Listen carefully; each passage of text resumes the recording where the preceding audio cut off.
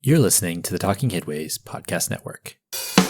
Talking Mondays. Keep moving on. Keep moving on. Talking Mondays. Keep moving on. Keep moving on.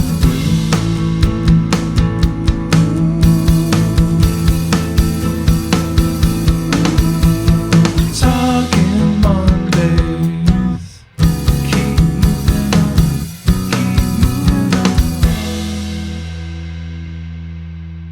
Happy Monday. This is Mondays at the Overhead Wire, sponsored by our super generous Patreon supporters. I'm Jeff Wood, your host, and joined by, that's right, every Wookiee's favorite right-hand man. We're Han Solo this week, ready to get you some news.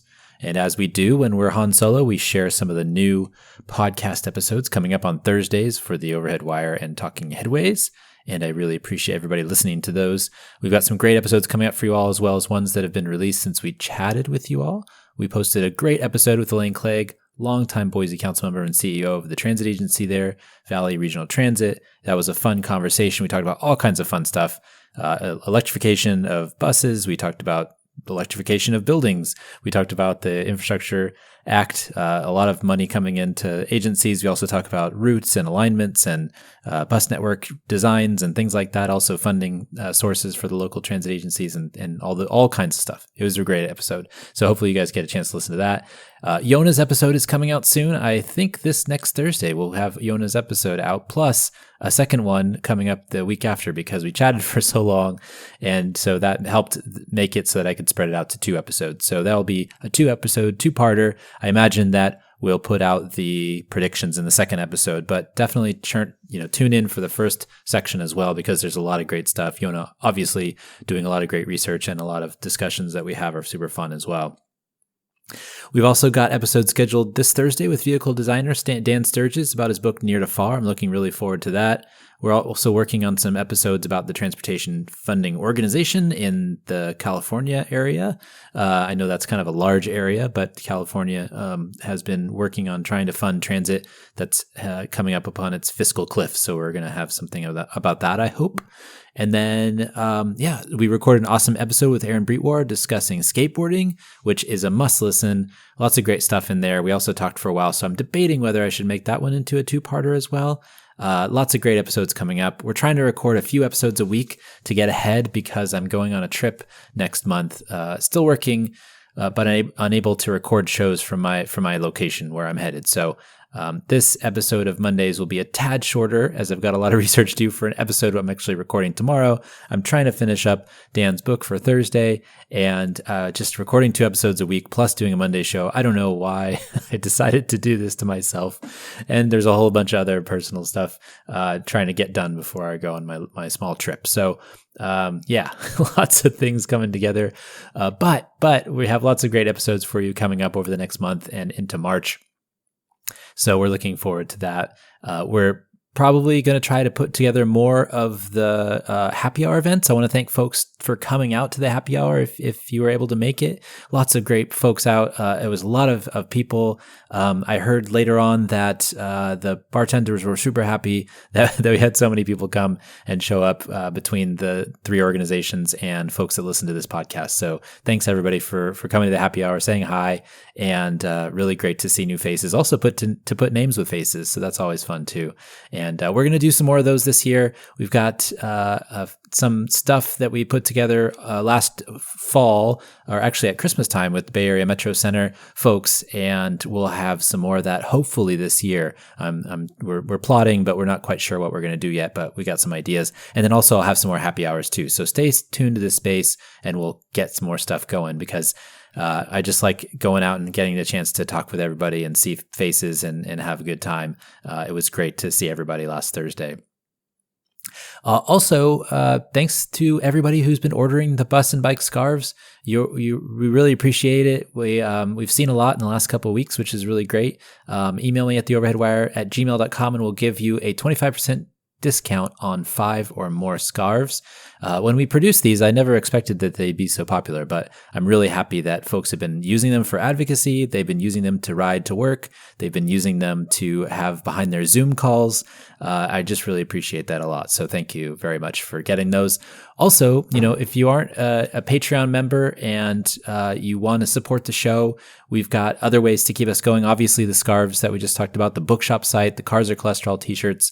You can subscribe to the newsletter as well. That's actually our main source of income, which is how we support Talking Headways Mondays at the Overhead Wire, and the newsletter going is our subscriptions in addition to the Patreon support. So we really appreciate that. Sign up for the newsletter for a 2-week free trial, and I promise there's going to be a lot of cool stuff coming out soon because we're working on redoing some website stuff so people have more access to the archive. We've got 97,000 items tagged by topic and city in the link archive that we've been collecting since 2013. So lots of great information in there, and then you'll have access to that once you're a subscriber. So check that out if you get a chance. Go to theoverheadwire.com. The top right of the site, you can sign up for the newsletter for 2 weeks. Just need your email, no credit cards or anything along those lines. We appreciate everybody who reads the newsletter and listens to the show. It's a great crossover group for sure. Also, don't forget any of the books we've covered on the show on the bookshop site, bookshop.org/shop/theoverheadwire. I'm really bummed, actually. I just saw that my local bookstore, Folio, is actually closing, which is a bummer. I always tried to go to Bookshop and order through them when I needed something, and or I'd go into the store and order that from them directly. I'd call in and ask, and then go pick it up. And I'm really bummed that they're not going to be there, because there's just something about walking through a bookstore, right? I mean, there's something about going, and I would go in every once in a while, try to check it out and see what I could find.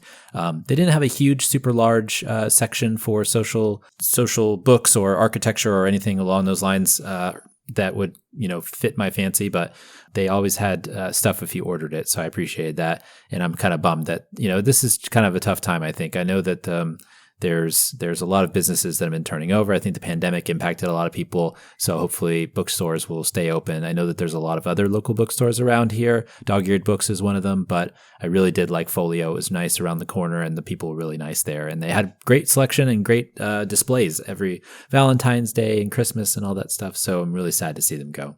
But hopefully somebody else can take their place or something along those lines. I don't know. But support your local bookshops. Go to bookshop.org/shop/the Overhead Wire to support us, but we also want you to support your local stores too. So if you need a book from some of the authors, you can go to the bookshop site, and then you can pick your store that you want to support if you need to do it online. And also, like we said, always we design a shirt, Cars Are Cholesterol. You can actually get it on phone cases and mugs and hoodies and t-shirts and all that stuff. So the Cars Are Cholesterol one is really super great, and that was really fun to design that with our friends at Dick David Sketches on Instagram. So check out Richard's work, Richard Wazensky. He does a lot of really cool stuff. bit.ly/Cars Are Cholesterol to find the shirt. Okay, this is episode 148. We're live and in session. Before we get to the show, I want to let folks know that you can get this podcast on Talking Headways, wherever you find your podcasts, including iHeartRadio, Spotify, Overcast, Pocket Cast, and of course, Apple Podcasts. Thanks to the folks who subscribe through podcatchers. We really appreciate it. It's awesome that you guys keep coming back to the show. We really do appreciate it. And it's probably how you're listening to this show right now. And also, if you feel so inclined, please leave a review on iTunes. We've had a lot of awesome reviews in the past, and we'd love to get your feedback and, get some juice in there, trying to push, the episodes to other folks that might be interested. Okay, here's what you're here for, the news.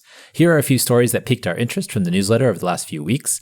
These are some news items that were popular in the Overhead Wire Daily. Again, go to theoverheadwire.com, and at the top right of the site, if you click on the link to get signed up for the newsletter, you can get 2 weeks free, as well as access to that archive of 97,000 links that we've collected over the last 10 years or so. Let's start, shall we?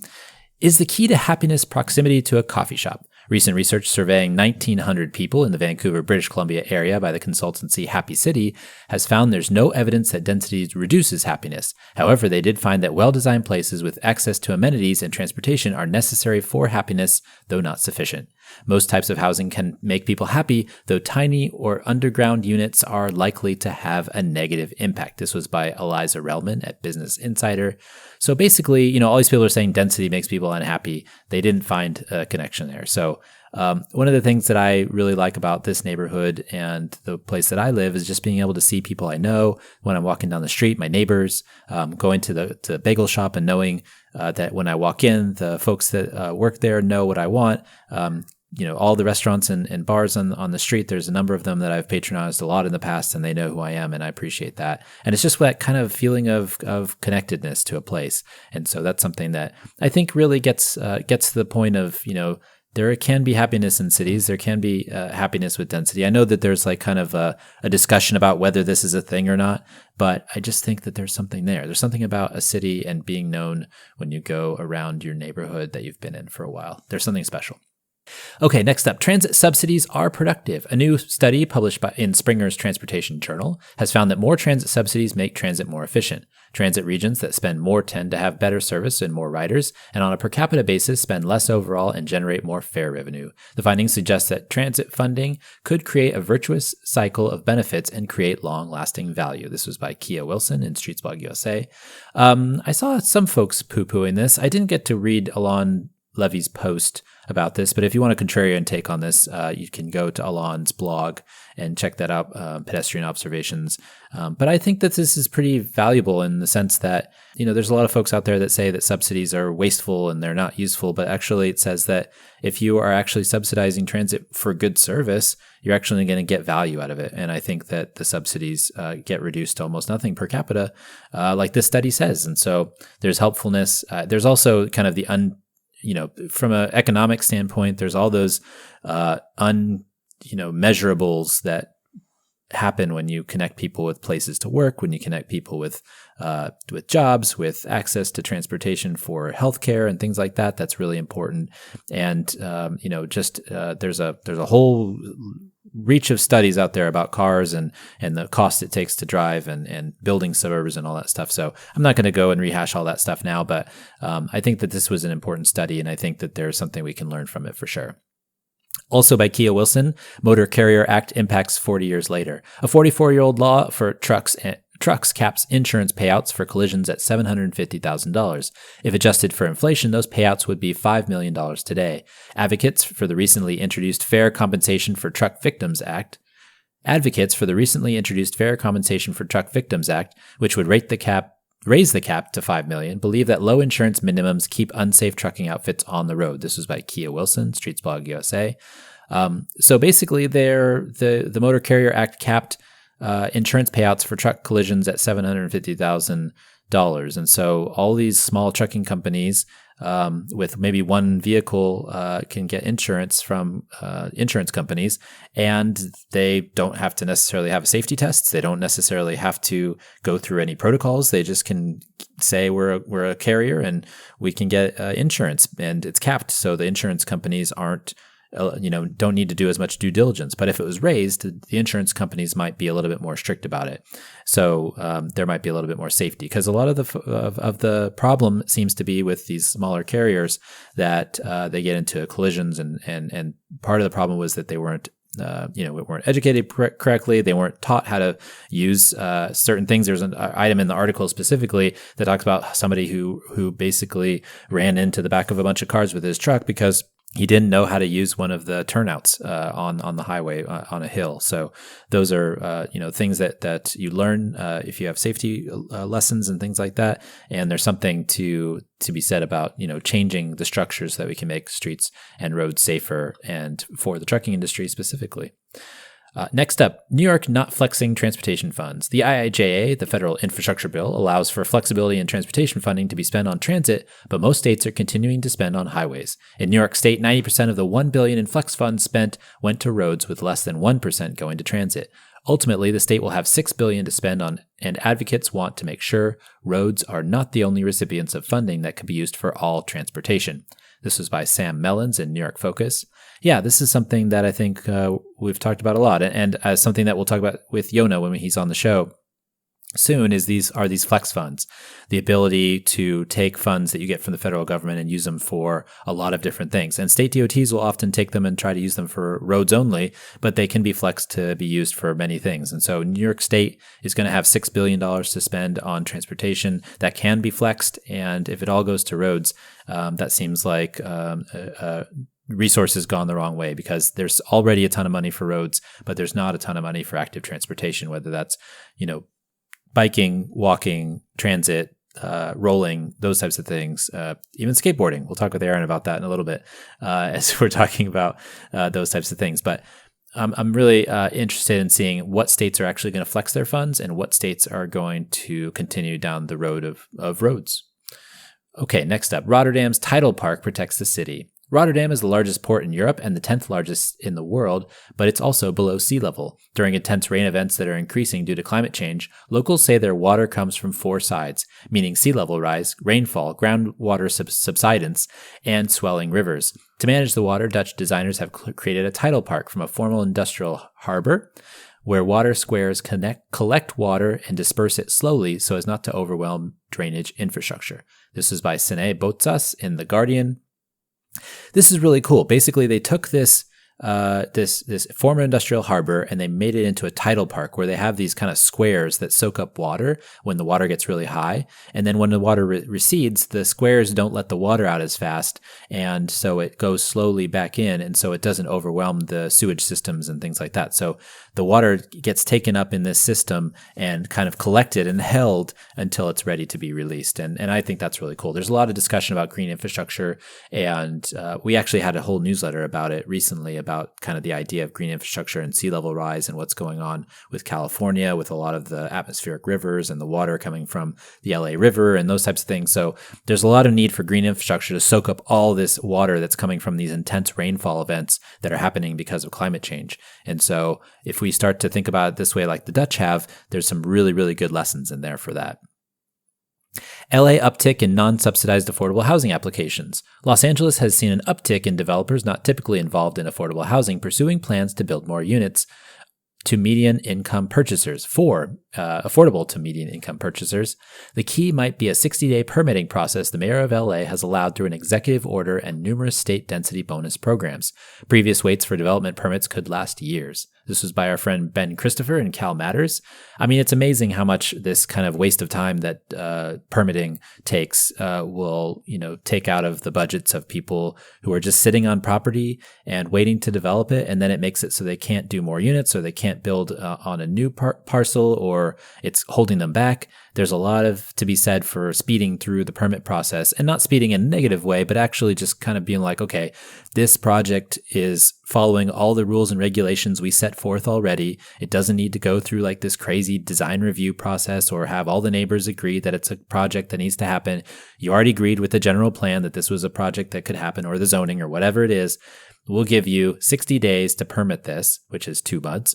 And then if you permit it, you can go. And then all these housing folks that are usually doing for-profit housing are just going to build affordable housing for median income folks, because they don't have to spend all that property tax money sitting on the property for like 4 years waiting for a development project to come through. And so there's some really, really good innovative stuff that could happen that way. And I hope that more California cities, and cities around the country for that matter, take this under consideration, because the more we speed up housing, the more we can build housing, the more we have access to housing for more people, meaning we can kind of, slow the roll of this housing crisis.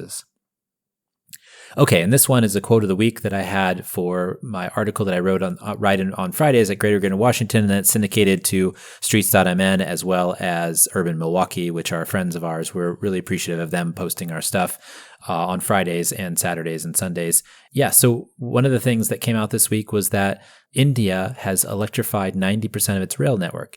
And the crazy part is that like a lot of it was done in the last 5 years or so, or at least 5 years. They did like 40% of their kilometers electrification, which is crazy. So here's the quote. The pace of electrification has been the highest in the last 15 years. Between 2011 and 2020, about 20,000 kilometers of rail lines were electrified, and another 20,000 kilometers of route kilometers have been electrified between 2020 and November 2023. This is an incredible pace of electrifications for a railway system so vast. So basically, they got to 90% of railway electrification by doing like basically like 40% of it in like a really quick time. It's something we can learn from the United States. I feel like we can do railway electrification. I know that the railway companies are there to make money for their shareholders, and that's kind of one of the frustrating things. But There's a lot of value in railway electrification from an environmental standpoint, from a clean air standpoint. The EPA has actually just come up with new suit rules on particulate matter to PM 2.5. It's getting pushback in some states, but we want to have cleaner air. And so reducing the amount of particulates that get into the air from diesel engines, from point source pollution and sources like railways, that's a huge amount of value that we could create by reducing the emissions and healthcare benefits and things like that. So there's something to be said for that. And then also just something to be said for how fast railway electrification is moving in places like India, and we can copy that. And that quote was by Sharif Kamar, who is the Associate Director of the Energy and Resources Institute in Delhi. That was in the article in Energy Monitor. Like always, I'll have these articles in the show notes. We'll have the links there for folks to click on if they want to take a read on some of these pieces. So next up, moguls against subways. The 80-year-old former CEO of Ticketmaster, Fred Rosen, is trying to kill a subway project that would run under the Bel Air neighborhood just west of Los Angeles. Rosen, who detests being called a NIMBY, has amassed 7 figures from local rich people for lawsuits against the project. He and other opponents would prefer a monorail over a subway, which would cost less but add more than 10 minutes to the proposed route's travel time. This was by Gary Baum in The Hollywood Reporter. I don't know what's up with these rich guys who basically don't understand that it's just going to be going under the neighborhood and there's going to be no impacts for that. It's not even like they're building a station. It's just going to go under the neighborhood. I don't know what they're worried about. So it's crazy. There's some scare tactics that have been happening in LA for a long time about subway building. When Waxman killed the extension of the subway, when some gas deposit, tar pit deposit or something exploded a number of years ago. That was just kind of something that was really frustrating, I think, for a lot of local advocates, because it pushed back development of the subway for a really long time. And now they're actually extending it. They're building more, and they want to build this one that might change the outlook of the San Fernando Valley. It's just really interesting to see how one big project like this could make such a huge difference connecting people to places where they want to go. And so some 80-year-old former CEO of Ticketmaster trying to kill it for no reason that other than they don't want it to go into their property is just lame. A neighborhood for people with Alzheimer's. Care homes are often designed around simple formulas and often confine people to a life lived inside. However, designers and public authorities in countries like France and the Netherlands have been considering other ways for people with Alzheimer's to live out their lives without being contained in a room watching TV. A new neighborhood in France designed like a traditional community, aiming to give villagers as much agency and freedom as possible. This was by Rowan Moore in The Guardian. Yeah, let's design cool stuff that actually helps people live their best life, even if they're impacted by things like Alzheimer's. I mean, I can think of a number of different ways how this would go, but there's a lot of people that I've met recently, colleagues and friends and things, who have parents or others who they're starting to care for who have gotten Alzheimer's, and it's really tough. And hopefully these types of interventions and solutions can help people live a better life going forward, because it's really rough on everybody that has to deal with the horrible disease of Alzheimer's. A real connection between trees and health. Cardiology researcher Dr. Aruni Bhatnagar is seeking to show a critical connection between greenness and human health, like reduced stress and less hardening of the arteries from transportation pollution. About 8,000 trees and shrubs were planted as part of the Green Heart Louisville project, an initiative led by Dr. Bhatnagar, and detailed health data from 500 residents, including blood, urine, and hair samples, were collected. This was by Bishop Sand in the Washington Post. We've talked about this before, where there's been some folks who have said that there's really not as much of a connection between greenery and health as we might think. There's been a lot of studies that were not necessarily clinical. And so this Dr. Bhatnagar is actually trying to change that, and taking samples from people who are living near this highway that he chose, where to green up. And so they've planted trees and shrubs and ways to collect a lot of the pollution from this roadway and the neighboring area. And then they're testing people, they're getting blood samples, they're getting hair samples, and trying to test how it impacts them. Initial findings are positive, but it might take a little while for them to get the overall, look at what this actually means from a clinical standpoint. But really, really interesting study, and hopefully this actually changes the game in terms of thinking about green spaces, cities, and how it impacts people's health. Okay, so we got a couple bonus items as well. A study that examined 14 small and mid-sized cities found that places which made streets safer for cyclists were also safer for all road users, including drivers. Researchers noted that the infrastructure is not distributed equally, meaning there are more safety issues for low-income communities and communities of color than in higher-income communities. So this is in Momentum magazine. In France, voters approved increasing parking taxes for larger, heavier vehicles such as SUVs. Turnout was low, but the measure won with 54% of the vote. This was in Le Parisien, and I translated it via Google. There was also an interview with the deputy director for transportation for Paris that came out today in Eurocities, and I posted it in the newsletter. That was a really good article about this stuff. And I just really liked kind of his thoughts about it. And it'll actually maybe mimic what Dan Sturgis has to say on the show when we have him on, who's a car designer, but also thinking about things from an urban perspective from cities.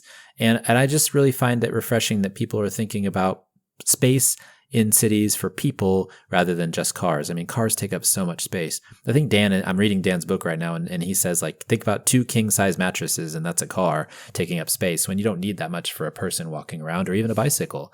And so that's kind of how they're thinking about it in Paris, is like, there's all this space we have. Let's take it back for people and not use it for these huge, huge vehicles. So they're going to make them basically pay 3 times the amount of fare for parking than they would have otherwise. The U.S. Justice Department announced that it would be charging 70 current and former New York Housing Authority employees with bribery. Contracts under $10,000 can be made with 0 bids, and the accused folks allegedly took bribes from contractors who wanted to do work with the New York City Housing Authority. This was in Motherboard. Yeah, don't bribe. We learned that here in San Francisco, Rod Bigo. New research finds that low-income communities are often last to get power restored after a natural disaster. Drops in social status by a point, as measured by a CDC vulnerability index, found a 6.1% increase in wait for power restoration.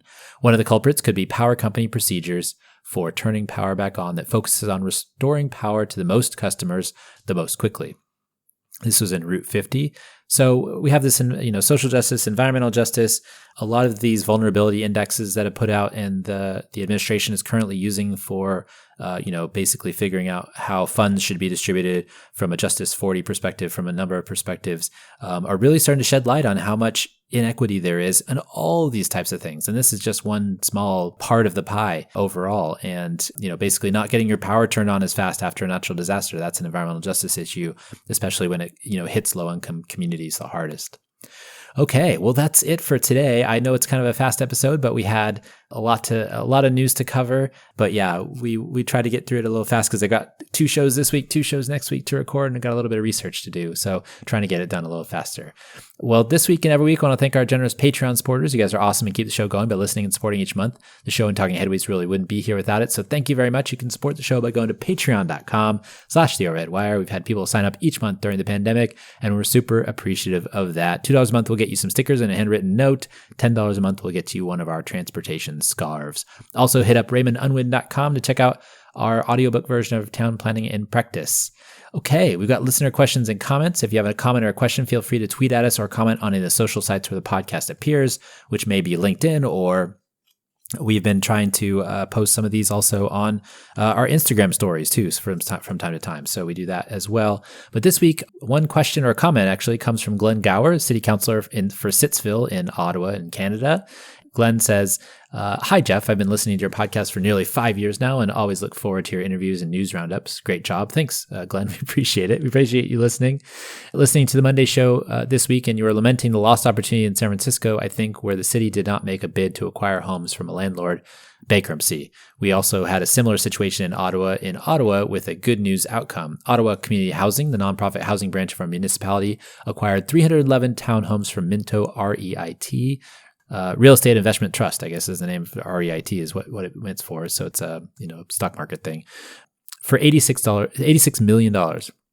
That's about $276,500 per home, roughly half of what a new build would cost. The townhomes will stay affordable in perpetuity, a huge win for tenants and affordable housing. It can be done. Glenn Gower, city councilor for Sittsville in Ottawa. Well, thanks, Glenn, for that message. And I'm glad folks are doing this. I know that there was an item recently about this I think I even mentioned it last time.